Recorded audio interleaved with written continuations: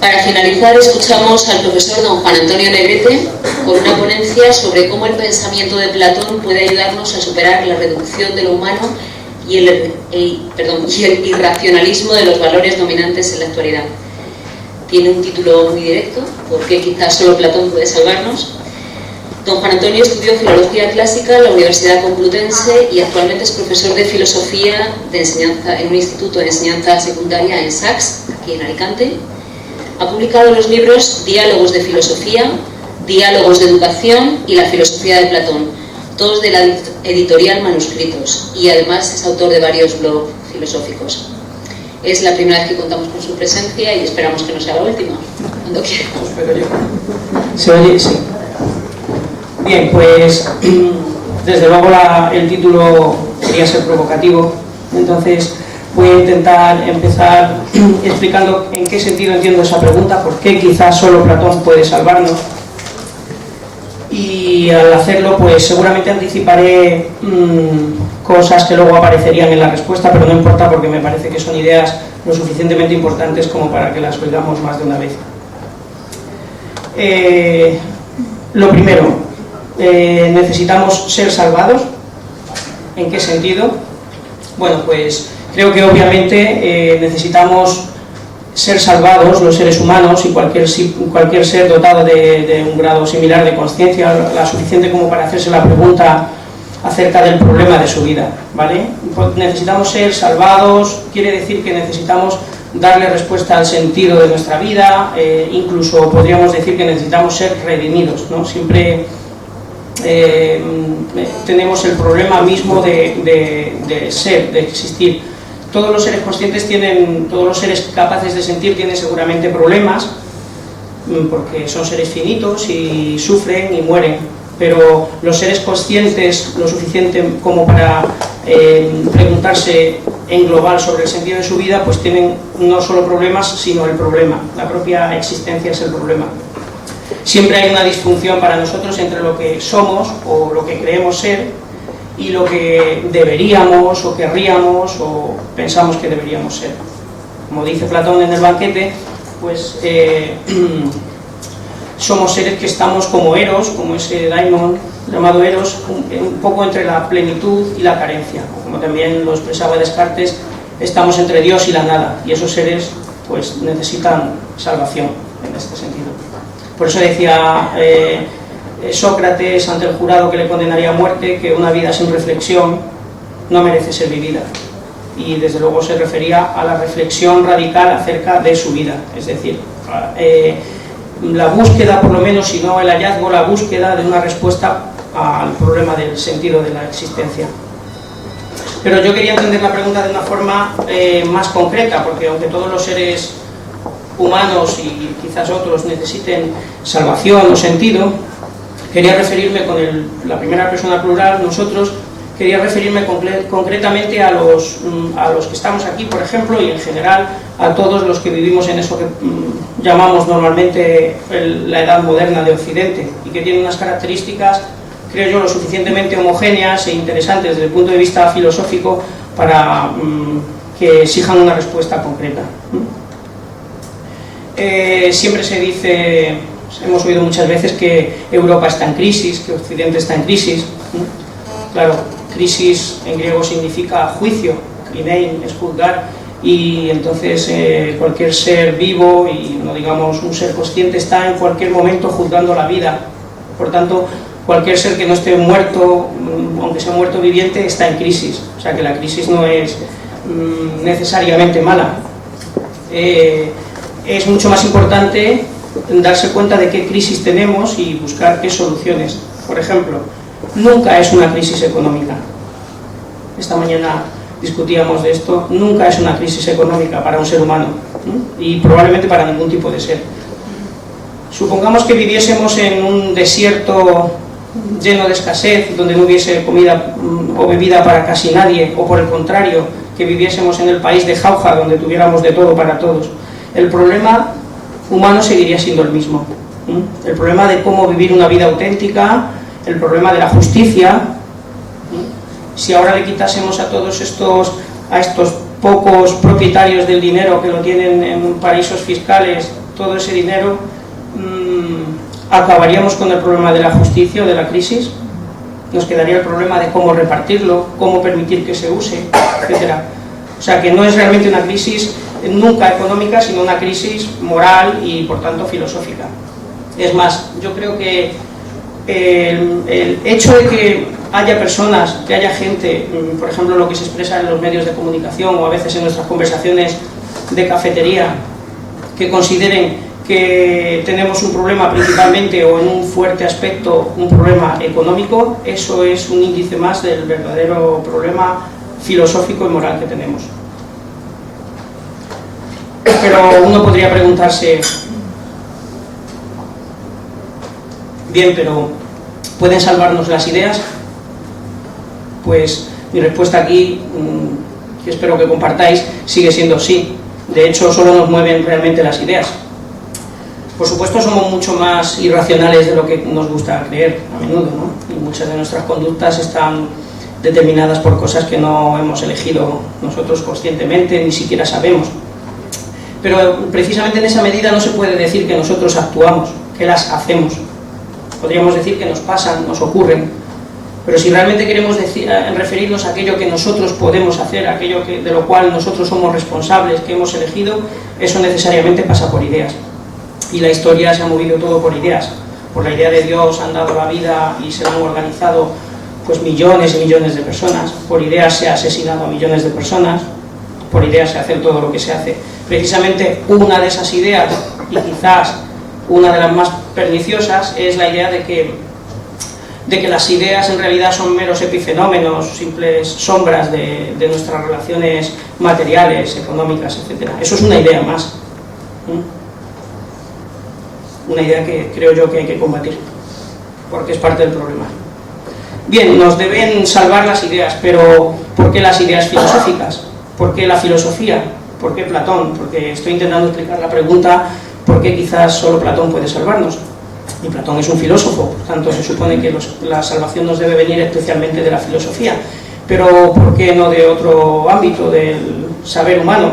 Bueno, pues igualmente pienso que los otros dos candidatos que podría haber son insuficientes, cada uno por un motivo, ¿no? La ciencia es incapaz de abordar los problemas existenciales y los que podríamos llamar también problemas esenciales, y la mera religión, entendida como mera fe, también es una solución insatisfactoria, como voy a intentar explicar un poquito con más detalle, y veremos a lo largo de la ponencia, porque realmente la respuesta de Platón significa, en cierto modo, un rechazo de estas dos soluciones como unilaterales. Para empezar por la ciencia. La ciencia, es increíble que haya gente que piense que los problemas humanos se pueden acabar mediante la ciencia. ¿La ciencia a qué se dedica? La ciencia se dedica a describir el mundo, cómo funciona, o el mundo, los fenómenos, como decían Galileo y todos los demás científicos. Nos dedicamos a salvar los fenómenos. Intenta salvar esos fenómenos mediante leyes a ser posible matemáticas, que expliquen cómo funcionan esos fenómenos y nos permitan predecir qué va a ocurrir. Pero sobre aquello que el sentido de esos fenómenos, el valor de esos fenómenos, la ciencia no puede decir nada por definición. La ciencia nos puede poner en las manos la bomba más poderosa, pero no nos puede decir ni una palabra acerca de si debemos usarla o no. Nos puede poner en las manos el instrumento musical más sofisticado, pero no nos puede ayudar a componer realmente música, porque para eso hay que ser músico. Es decir, todo lo que tiene que ver con el sentido y con los valores cae fuera de la ciencia. Y aunque hoy en día, síntoma una vez más del problema que tenemos, está bastante extendida esa idea que podríamos llamar cientificismo, según la cual pues todo lo que no puede estudiar la ciencia o no existe, o al menos es totalmente incognoscible, ¿no? Y hay que decir desde ya que el cientificismo no es la ciencia. El cientificismo es una ideología, es decir, una filosofía, que por cierto no es compartida por muchos científicos. Realmente es difícil encontrar algún gran científico que haya sido cientificista, es decir, que pensase que la ciencia agota todo lo cognoscible. Como muestra, pues os traigo aquí un botón de un gran científico, uno de los que ha colaborado durante el siglo XX al desarrollo de la física cuántica, Schrödinger, que, como algunos de vosotros sabréis, descubrió la fórmula de las ondas de las partículas cuánticas, y os he extractado ahí un poco de su texto, pero lo tengo aquí un poco más pormenorizado y os voy a leer algunos pasajes. La imagen científica del mundo que me rodea es muy deficiente. Proporciona una gran cantidad de información sobre los hechos, reduce toda experiencia a un orden maravillosamente consistente, pero guarda un silencio sepulcral sobre todas y cada uno de los aspectos que tienen que ver con el corazón, sobre todo lo que realmente nos importa. No es capaz de decirnos una palabra sobre lo que significa que algo sea rojo o azul, amargo o dulce, físicamente doloroso o placentero. No sabe nada de lo bello o de lo feo, de lo bueno o de lo malo, de Dios y la eternidad. ¿De dónde vengo? ¿A dónde voy? La ciencia es incapaz de explicar mínimamente por qué la música puede deleitarnos, o por qué y cómo una antigua canción puede hacer que se nos salten las lágrimas. Si no es la ciencia la que nos puede salvar, esto no quiere decir que la ciencia no ayude, por supuesto. Lo que quiere decir es que no es la ciencia la única ni la principal que puede solucionar nuestros problemas existenciales. Pero ¿podría ser acaso la fe? Hay una alternativa muy radical, esto está muy polarizado. Probablemente quien no sea cientificista es fideísta. Un fideísta es aquel que cree que lo único que nos puede salvar entonces es la fe. Bien, pues por supuesto la religiosidad es una fuente de sentido muy importante iba a decir para mucha gente, pero yo diría que para todo el mundo, porque dentro de la religiosidad hay que incluir todas las actitudes vitales de ese tipo, incluido el ateísmo. Hay un cierto ateísmo que es una actitud religiosa, que consiste en pensar en creer, no en pensar, en creer, en tener la fe o la creencia de que todo el sentido está aquí, todo lo que sea sagrado está aquí, es decir, es en la naturaleza y no hay nada sobrenatural. Al fin y al cabo esa es la religiosidad del ateo, ¿no?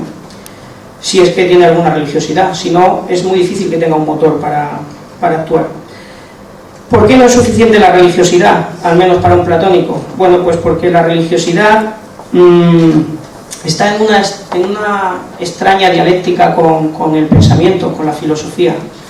La pregunta clave la hizo Platón también, como en muchas otras ocasiones, en un diálogo llamado Eutifrón, en que presenta a Sócrates dialogando con un sacerdote, y en un momento Sócrates le pregunta a este sacerdote, que parece muy entendido en las cosas sagradas y profanas, y cuáles son las buenas y las malas, y cuáles son las debidas y las no debidas.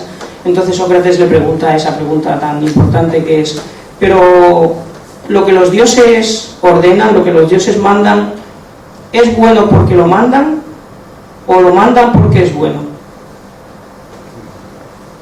Si lo pensáis un momento,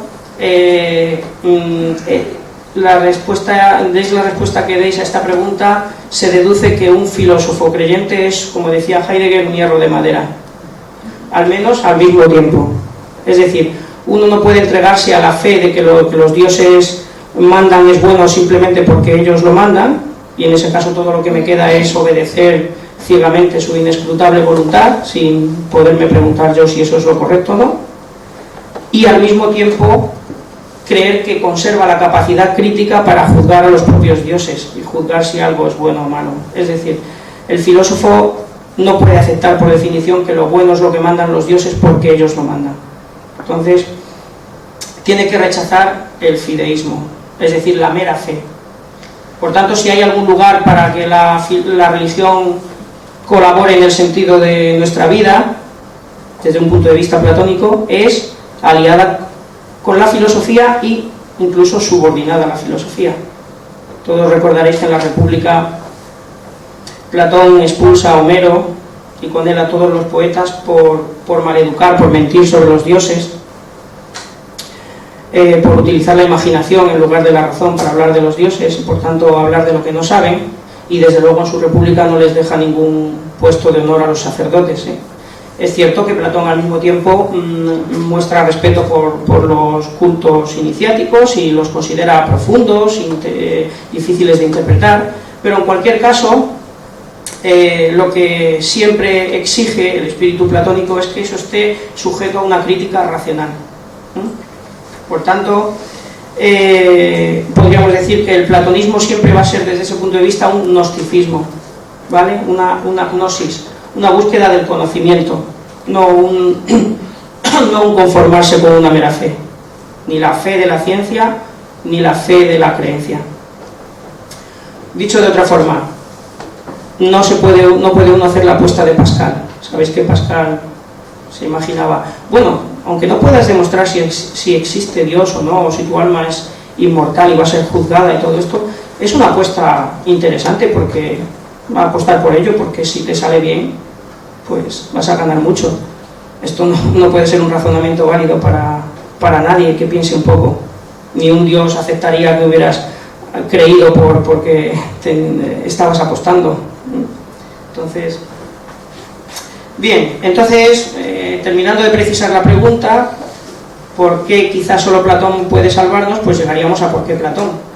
Ya hemos visto por qué la filosofía, o he intentado convenceros de por qué la filosofía, pero ¿por qué Platón? Bueno, pues Platón, aunque no todos estemos seguramente de acuerdo aquí en nuestra interpretación de Platón y cada uno tenga una lectura un poco diferente de Platón, también es cierto que creo que hay algo que es inconfundiblemente platónico y que no se encuentra de esa forma en ningún otro autor, al menos con esa conciencia y esa claridad. Y eso que constituye la filosofía de Platón, pues quizás se puede resumir en muy pocas palabras, pero nos llevaría toda la vida a intentar comprenderlo un poco. Y dice algo más o menos como que la auténtica realidad, de la cual lo que nosotros percibimos es una sombra, un reflejo, más bien una imagen distorsionada, una imagen en el espacio y en el tiempo, esa auténtica realidad que queremos, que buscamos, pues es una realidad de tipo espiritual, eterno, inmutable y todo esto, y nosotros mismos pertenecemos a esa realidad en nuestra esencia, aunque también nos manifestamos en este mundo de forma material. Pero no solo dice eso Platón, sino que nos dice también que entre ese mundo perfecto, ese mundo real, realmente real, y este mundo no realmente real, sino solo aparentemente real o parcialmente real, entre estos dos mundos hay una conexión que es una conexión del conocimiento. Es decir, desde este mundo podemos conocer la esencia de este mundo o el otro mundo mediante la dialéctica, es decir, mediante un conocimiento racional que no va a ser el conocimiento racional propio de las ciencias, obviamente, limitado a lo material y a lo matemático, etcétera, sino otro tipo de uso de la razón más pleno que hoy prácticamente nadie cree que exista, aunque lo usa probablemente a diario también. Bueno, pues pienso que Platón, o esa respuesta platónica, es más pertinente hoy quizás que en cualquier otro momento de la historia de Occidente, porque creo realmente que vivimos un periodo muy parecido en Europa, en Occidente en general, al que él vivió. Si comparamos la historia de Grecia con la historia de Europa, como dos civilizaciones realmente diferentes, estamos en momentos muy similares de esa evolución. Estamos en ese momento de la Ilustración democrática clásica, cuya decadencia vivió Platón con la muerte de Sócrates y todo esto, y nosotros estamos también en eso, ¿no? Probablemente en la decadencia de la Ilustración burguesa y este mundo. Por tanto, la crítica que Platón tuvo que hacer a los valores de aquella época, de la Atenas democrática ilustrada, pues serían igual de pertinentes hoy. Eso no quiere decir que vayan a fructificar, porque tampoco en aquella época Platón tuvo la suerte de influir demasiado en la historia. Quizás la respuesta platónica sirva solo para grupos, para que grupos vivan de una determinada manera un poco mejor, y sea imposible llevarlo como respuesta social generalizada, pero al menos hay que ofrecer esa respuesta e intentarlo. Para ver la respuesta platónica la voy a plantear en polémica, en dialéctica con lo que nosotros pensamos normalmente, y que de tanto pensarlo habitualmente pues creemos que es lo normal, que es el pensamiento moderno, ¿no? Y que es el que Platón debería oponerse nuevamente, ¿no? Entonces voy a empezar rápidamente por recordaros lo que ya sabéis pero no sabéis, que es qué cosmovisión tenemos dominante hoy en día, o qué dos cosmovisiones, porque esta misma cosmovisión moderna permite, como vamos a ver, dos variantes. La Edad Moderna, como sabemos, pues surgió de la caída o de la evolución natural de lo que llamamos, yo creo que más llamado Edad Media, que más bien había que llamar la Edad Primitiva de Europa, y que es una edad, como recordáis, como sabéis, caracterizada por la total servidumbre del hombre, ¿no? Había un orden de valores, un cosmos ordenado en la Edad Media, pero ese cosmos emanaba desde las instituciones superiores, desde la Iglesia, y el individuo no tenía ni voz ni voto en ese orden. Era completamente heterónomo, por utilizar la palabra de Kant, es decir, no autónomo, recibía la ley de otro, heterónomo en griego, ley de otro. Y el poder político estaba en manos de un estamento, la nobleza, normalmente analfabetos, cuya principal virtud era la valentía en la guerra, y es esa época heroica que nos cuentan el Cantar de Miocid o la Chanson de Roland en Francia, y que es muy similar a los valores que transmite la Ilíada de Homero, de esa época mítica, arcaica, ¿no? No se puede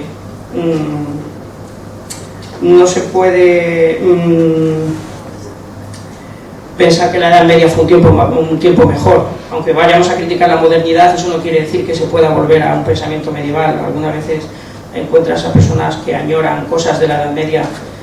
Pienso que quien quiera saber cómo se vivía realmente en la Edad Media, pues debería visitar, por ejemplo, Afganistán o algún lugar así, para ver qué significa ese modo de vida.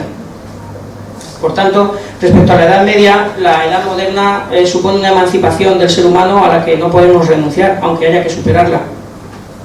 ¿En qué consiste esta emancipación? Bueno, pues en todos los sentidos. Básicamente, voy a describirlo desde el punto de vista teórico y desde el punto de vista ético-político o práctico, como dicen los filósofos.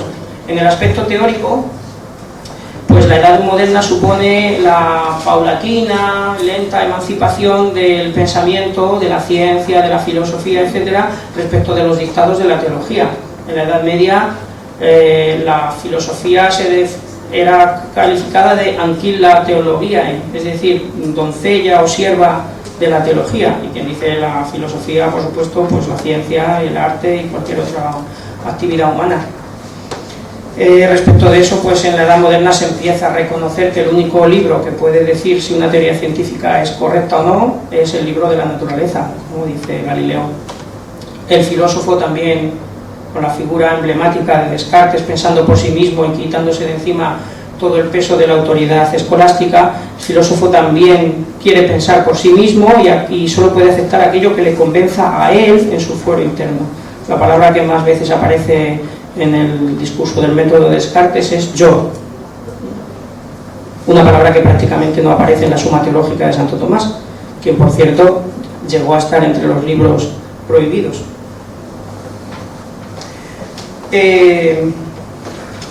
Y en el aspecto ético-político, pues igual, paralelamente, se produce una paulatina emancipación, que estamos en ello todavía, de la conciencia individual. Lo que se empieza a reconocer es que los valores, qué es lo bueno, qué es lo malo, qué es lo justo e injusto, y también, por supuesto, con lo bello y lo feo y con cualquier otro criterio de valor, al final tiene que residir en el individuo, no puede venir dado desde arriba.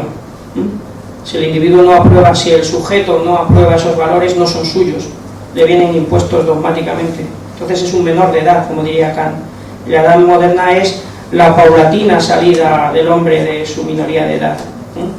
Entonces se concibe al hombre, a la sociedad, como un pacto no real, sino material, sino ideal, entre seres iguales no fácticamente iguales, cada uno tiene las orejas de un tamaño, pero idealmente iguales, dotados de razón o de ese logos común, como habría dicho Heráclito. Esto es lo que yo creo que es irrenunciable de la Edad Moderna, esta emancipación. Ahora bien, esto fue acompañado desde el principio y sigue acompañado de una serie de ideologías, o de una ideología general que se se ejemplifica en todos los aspectos de la vida, una ideología que no necesariamente tenía que ir unida a esta emancipación, sino que era una interpretación lo más pobre posible de esta autonomía del sujeto, y que es lo que verdaderamente constituye el problema del pensamiento moderno, según lo veo yo. Y es lo siguiente: yendo al terreno teórico, pues la Edad Moderna desde muy pronto, con algunos debates ahí al principio entre los hombres del Renacimiento, desde muy pronto tomó partido por una concepción del mundo que podemos llamar mecanicista. Es una concepción materialista, matematicista, determinista. ¿Qué significa todo esto? Pues significa que la Edad Moderna desde el principio concibe al mundo como constituido en último extremo. Si fuésemos a la esencia, por decirlo así, de la realidad, pues nos encontraríamos que todas las cosas están hechas al final de una materia, de unos objetos materiales lo más simples y pequeños posibles, los átomos, por ejemplo, o los campos, o el equivalente que haya, de un nivel físico mínimo, y que están caracterizados, a ser posible, solo por cualidades matemáticas, es decir, por proporciones matemáticas, lo que los filósofos llamaron las cualidades primarias. Y todo lo demás, empezando por el color, el olor, el tacto, no digamos ya si pasamos a otro tipo de cualidades más complejas como el valor o la belleza, o todo esto ya es no objetivo, son cualidades secundarias y dependen exclusivamente del sujeto, de la percepción que el sujeto tiene sobre la realidad. La realidad objetiva es matemática, todo lo demás es subjetivo.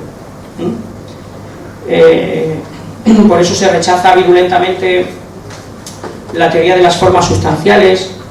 Bueno, espero estar resultando entendible. Sí. Bueno, lo siento. Ya, a veces es que me hablo un poco para mí, lo siento. 44 años que he dejado los libros y a ver si de frente es como ver a todo y no lo he visto. Vale. Intentaré afilármelo, o sea, limarme los cuernos un poco. Bien. ¿Qué significa esto de que concibamos en la Edad Moderna la realidad como algo mecánico? Pues en el fondo todos lo sabéis, es eso, ¿no? Que todas las cualidades que no sean puramente medibles, pesables, etcétera, pues no son reales, son una ilusión del sujeto. Cuanto más alejadas de la matemática, peor, por supuesto. Por ejemplo, los valores estéticos se consideran absolutamente subjetivos y por tanto arbitrarios, y imposible intentar racionalizarlos. Y lo mismo pasa con la moral y con cualquier otro. Y decía que esto es todo lo contrario al pensamiento de Aristóteles o de Platón, según el cual pues hay formas sustanciales. Ellos habían conocido, Platón y Aristóteles habían conocido esos proyectos mecanicistas, habían existido ya en la época, pues los atomistas griegos, Demócrito y Leucipo, y los relativistas sofistas, que habían dicho que los valores son propiedad de cada uno, etc. Aristóteles y Platón habían conocido estas teorías, pero las habían rechazado como insuficientes, como vamos a ver que hay que hacer, como insuficientes. Pero la Edad Moderna está nubilada por esas ideas. ¿Por qué le resultan tan atractivas? Porque, bueno, alguna razón tiene que tener la modernidad para haberse fijado en un mundo tan reducido. Pues la razón... perdón, esto no veis bien esta diapositiva. La razón era una estrategia científica en un primer momento. Lo que mejor se puede medir con precisión es lo matemático. Entonces, si estamos interesados en conocer con precisión, con lo que llamamos precisión, algo, pues lo mejor es reducirlo a números. Como dice Molière en sus comedias, pues decir que un somnífero que tomes tiene la virtud dormitiva no es mucho decir. Necesitas dar la composición química y, a ser posible, darla de forma cuantitativa, si no, no va a curar. Entonces, y lo mismo pasa lo mismo sirve para los movimientos de Marte. No sirve nada decir que es atraído por el Sol, sino que hay que decir las proporciones matemáticas en las que eso ocurre, ¿no? De hecho, hasta el concepto de atracción pues es una concesión a la imaginación. Realmente lo que hay que dar es la cuenta matemática y punto. Y esto, como estrategia descriptiva, decía, pues es correcto. Si uno está interesado en los aspectos más medibles y pesables de una cosa, pues es lógico que intente reducir esa cosa a sus aspectos más matematizables. El problema, como vamos a ver luego lo explicaré un poco más detenidamente. El problema es cuando se confunde eso, que yo puedo describir a cierto nivel matemáticamente cualquier cosa, con que esa descripción agota a esa cosa. Esto ya es el paso de una estrategia científica útil para ciertos aspectos de la vida. Por cierto, ¿cuál es el aspecto de la vida más interesado en medir con precisión las cosas? Pues la economía más básica, ¿no? Saber cuánto pesa o cuánto mide una cosa, que son faenas de nuestra vida que probablemente no constituyen lo más importante o no deberían constituirlo, pero ahí es donde sí que la ciencia puede operar con precisión.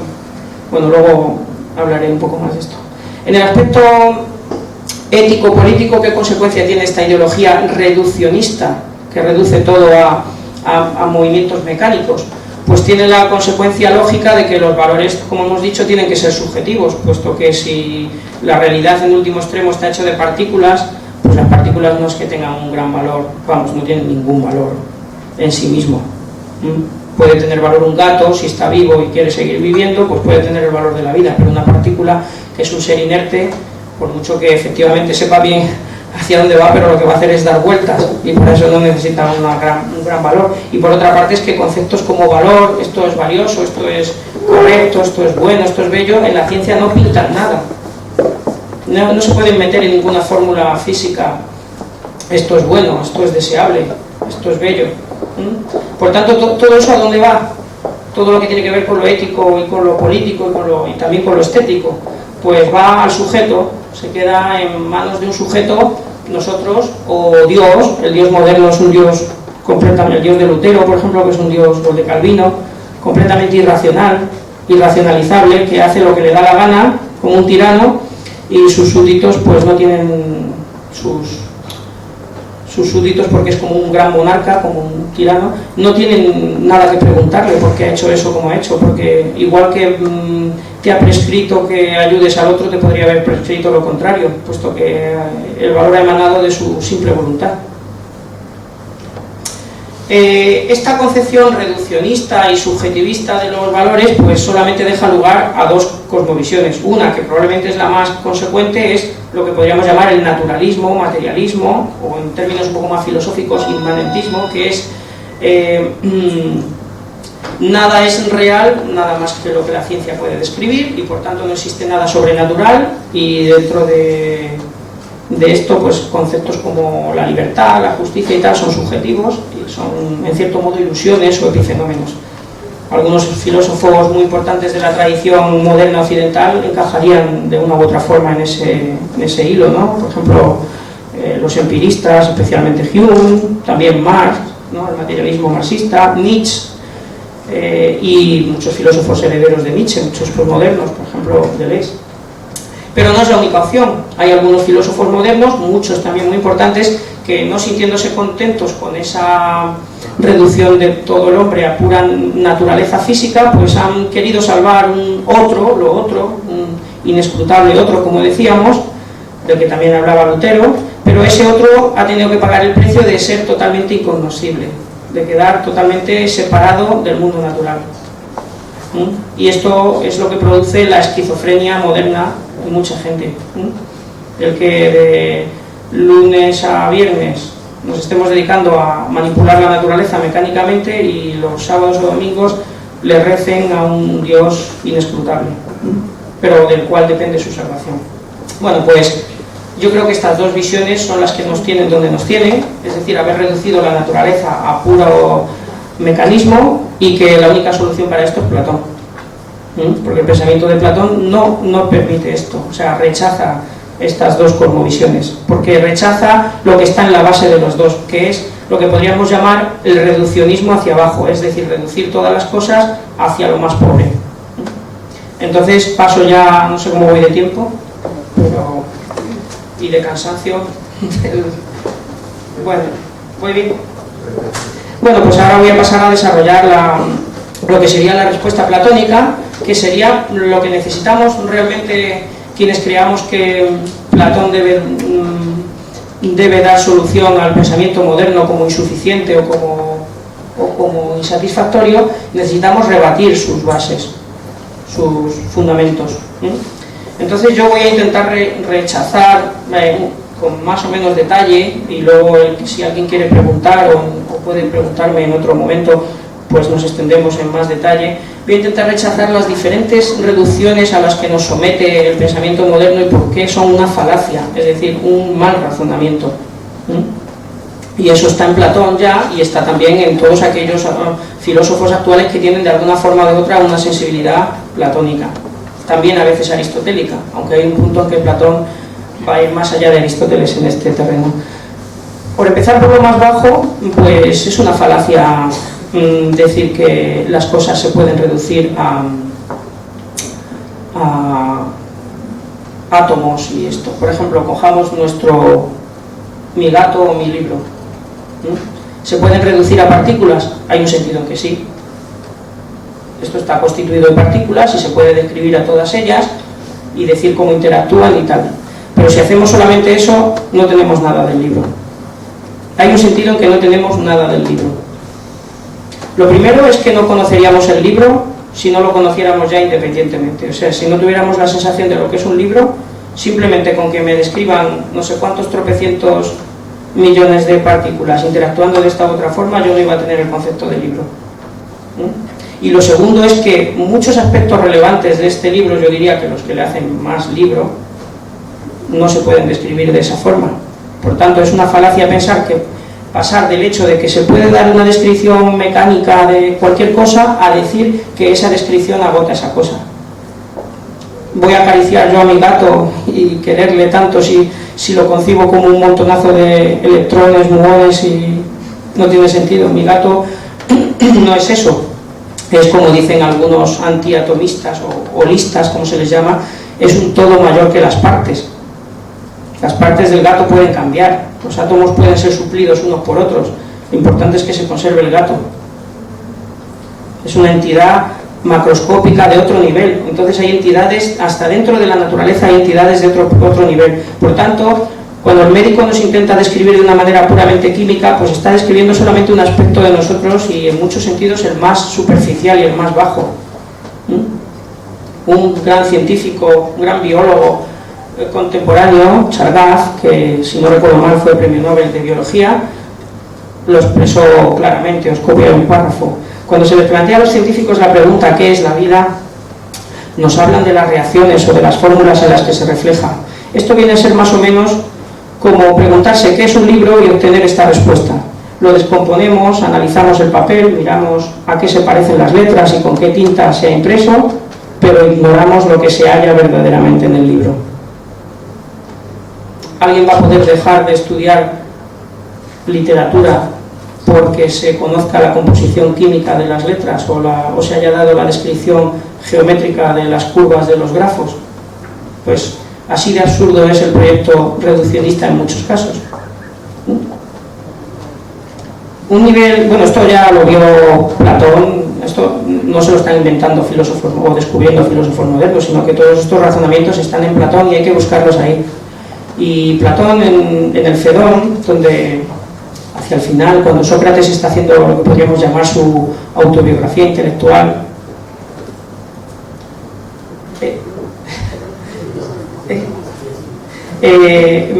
cuando está haciendo su autobiografía intelectual, Sócrates pues cuenta cómo en un momento llegó a ilusionarse con leer el libro de Anaxágoras, porque le habían dicho que Anaxágoras decía que todo lo había hecho la inteligencia, pero el chasco de Sócrates fue que cuando se puso a leer ese libro la inteligencia aparecía en la primera página, en la primera línea, y luego el resto de las explicaciones eran mecánicas. Y entonces dice Sócrates, es como si uno afirmara que Sócrates hace todo lo que hace con inteligencia y luego al intentar exponer las causas de lo que hago dijera que ahora estoy aquí sentado porque mi cuerpo está formado por huesos y tendones y que hablo con vosotros porque se mueve el viento y tal. Pues no, eso no explica nada de lo que estamos percibiendo aquí, no me entretengo, pero tenía más texto.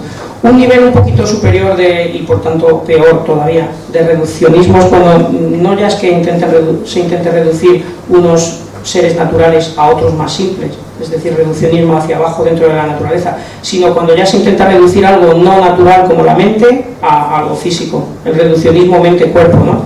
Más grave todavía, ¿no? Aquí realmente la falacia sigue siendo la misma. Aquí la confusión es cierto que nosotros a lo mejor podemos llegar a establecer, imaginaos que llegamos a establecer una correlación perfecta entre nuestros eventos mentales, es decir, qué pasa cuando estamos pensando, deseando algo, disfrutando de una música, y qué está pasando en nuestro cerebro. Imaginaos que establecemos esas correlaciones y que por tanto incluso somos capaces de predecir qué va a pasar en mi cerebro dentro de unos minutos. Entonces ahora supongamos que yo estoy deliberando sobre qué decisión tengo que tomar ahora, dentro de unos minutos. Y un superneurólogo que conoce ya todos los avances de la neurología me pone un escáner y me dice, pues te puedo decir que lo que vas a decidir dentro de 5 minutos, después de esta que crees tú que es una deliberación, pues va a ser P, es decir, vas a decidir lo que sea. Eso evita que yo tenga que hacer el razonamiento deliberativo para ver qué quiero realmente decidir. Es decir, de la frase voy a decidir tirarme por la ventana, se deduce debo decidir tirarme por la ventana. Pues obviamente no. Lo mismo valdría, y lo veréis quizás más claro con un razonamiento. Suponed que un matemático está razonando sobre un teorema, sobre un problema matemático. Está razonando sobre un problema matemático y nos va a dar una respuesta dentro de unos cuantos minutos. Y el neurólogo, el superneurólogo, nos dice lo que va a contestar es lo que sea, X.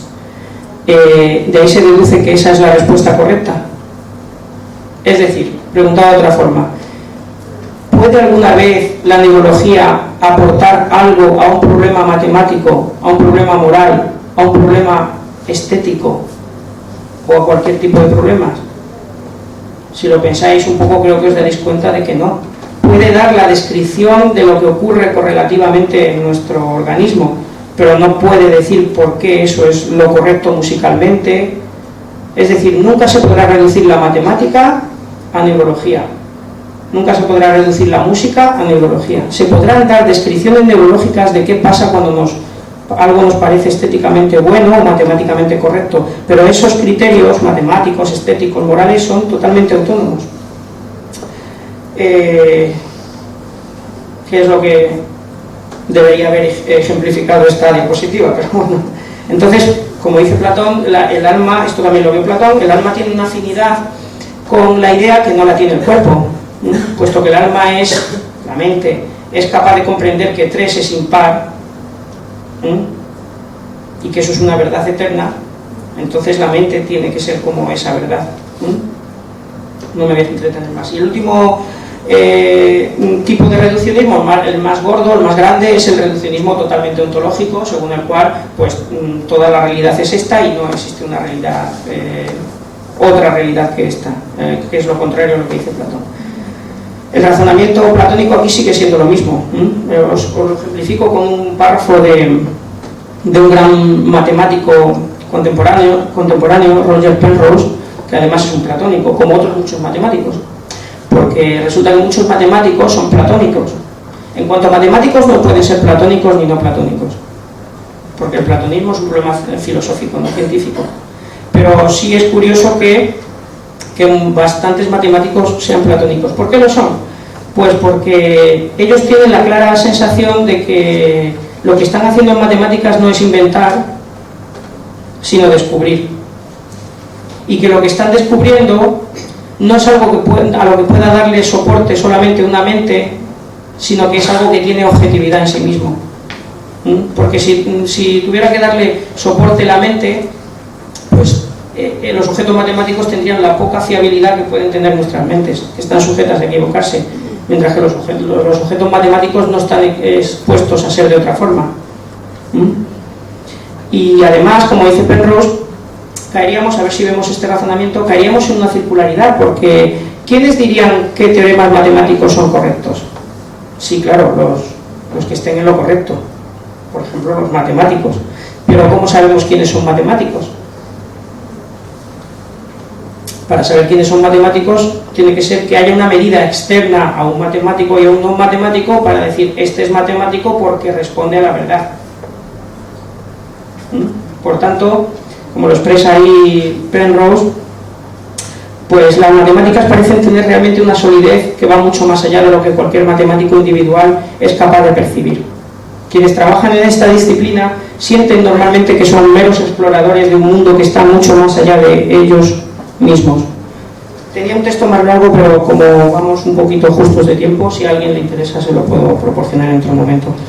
Os he puesto un ejemplo de Penrose, pero esto mismo, por supuesto, es lo que dice Platón muchas veces, ¿no? Cuando compara las ideas con aquellos fenómenos que nosotros percibimos. Nosotros nunca percibimos ideas con los sentidos. Yo nunca veo un círculo, veo una cosa circular. Las cosas que yo veo tienen las ideas de forma adjetiva, no sustantiva. Yo no veo lo rojo, no veo el círculo, no veo lo sólido, no veo la belleza. Veo cosas rojas, cosas circulares, cosas bellas, pero todas estas cosas que veo tienen eso como objetivo en el sentido de que podrían no tenerlo y dejarán de tenerlo, porque lo tienen de una forma contingente, mientras que en algún sitio tiene que estar lo rojo en sí mismo, ¿no? De forma no contingente. Es decir, las ideas no pueden cambiar.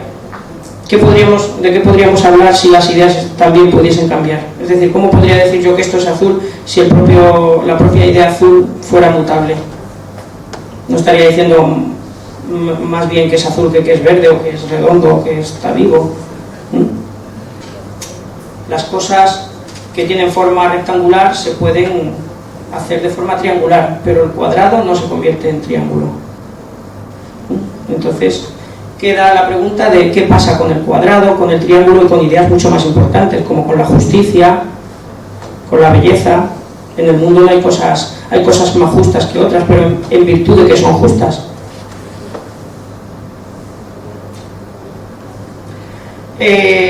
Si hemos rechazado todos estos reduccionismos con éxito, supongamos, entonces podemos rechazar también esa otra teoría moral que iba unida al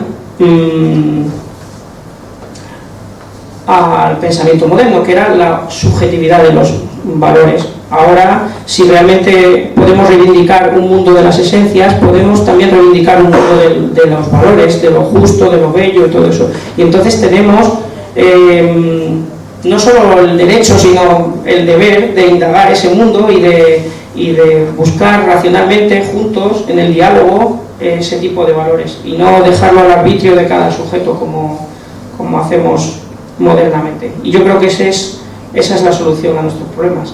Bueno, por tanto, Platón nos ofrece, frente a la desconexión entre los hechos y los valores que nos vende el pensamiento moderno, pues una conexión desde lo ontológico hasta lo moral. Esto también lo expresa en su teoría antropológica, ¿no? Como es nuestra inteligencia la que rige a nuestra voluntad y a nuestras emociones, en el caso de alguien que se domine a sí mismo, claro. Cosa que no tiene sentido en la visión moderna, donde qué me gusta hacer con mi vida es algo que no puedo ni pararme a razonar porque no es objeto de conocimiento.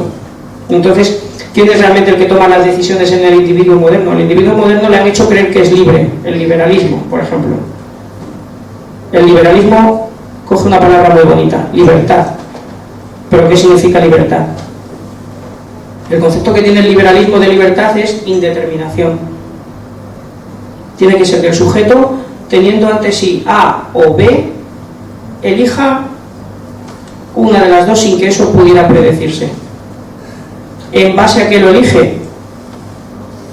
Si lo elige por algo ya no es libre. Es el sujeto moderno. Tiene que ser completamente arbitrario. Pero eso no es libertad, claro. No hay libertad donde no hay conocimiento. Y esto tiene importancia fundamental para la educación, que es probablemente lo más importante, y para Platón socialmente es lo más importante. ¿Cuál es la solución a nuestros problemas? Aunque sea larga, la solución es la educación. Si los valores, si lo que está bien o está mal, lo correcto o lo incorrecto, no es cuestión de conocimiento, no hay educación posible. Hay adiestramiento. Que pueden adiestrar a hacer bien las cosas, pero por porque eso sea bueno o malo, te lo impondrán por la fuerza o te lo impondrás tú a ti mismo. Hay educación si los medios tienen sentido por el fin último. Es decir, si aquello que aprendes a hacer, aquellas técnicas que aprendes a dominar, que era la crítica que le hacía continuamente Sócrates a los sofistas y que tenemos que volver a hacer, si aquellas técnicas que aprendes a manejar tienen sentido por el fin último de una vida humana. Si estás viviendo para ser otra cosa, otra especie o para nada, no tiene sentido más una educación que otra. Sin embargo, la nueva ley de educación que se acaba de aprobar pues reduce aquellas materias que nos hacían reflexionar un poco y pensar en aras de lo científico-técnico, o sea, que ahonda en el problema que tenemos. Bueno, no os canso más, tenía más rollo aquí que soltar, pero paso. Si queréis hacer algún comentario de lo que habéis leído, pues podéis escribirme al correo electrónico mío o a un blog que tengo dedicado especialmente así a la filosofía.